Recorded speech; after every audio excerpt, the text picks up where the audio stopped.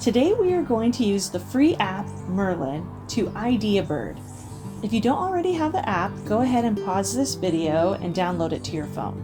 Now that you have Merlin, you'll notice there are three main options when you open the app: Sound ID, Step-by-Step ID, and Photo ID.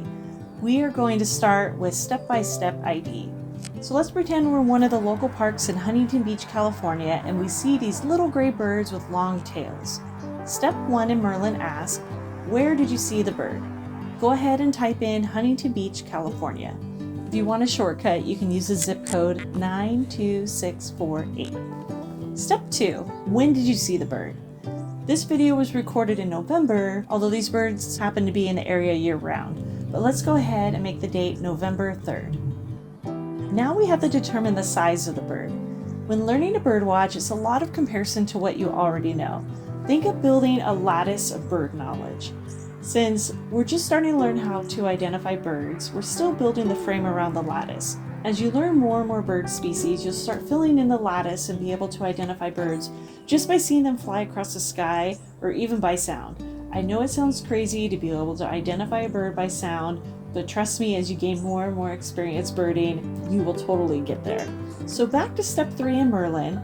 Our birds are pretty little. Let's select the first option, sparrow-sized or smaller. What were the main colors? So a little bit of caution on this step. The more options you select, the less results you'll receive. Something that may seem like a main color to you may not be the main color specified in Merlin. I try to keep the color options to a minimum unless the results have way too many birds to choose from. Almost there, step 5, final step. Was the bird? Our little birds are in a bush, so we'll select in trees or bushes. Look at that! You just identified the bird. Bush tits happen to be one of my favorites because they mostly hang out in groups, sometimes they'll be upside down, and they just look like they're ready to party. Plus, they're like little cotton balls with tails, and how adorable is that? If you were doing this on your own and you weren't sure if bush tit was correct, you could look at the other options Merlin suggested. But to start, look at color and patterns. For example, the second option, the blue-gray gnatcatcher, has blue and a really distinctive white eye ring. That's that white around the eye. Plus, that brow. So fun fact, blue-gray gnatcatchers only have major eyebrows during the breeding season. So in spring, when they're looking for a mate, they attract them with their really impressive eyebrows. That's a whole other video, so let's get back to our bush tits.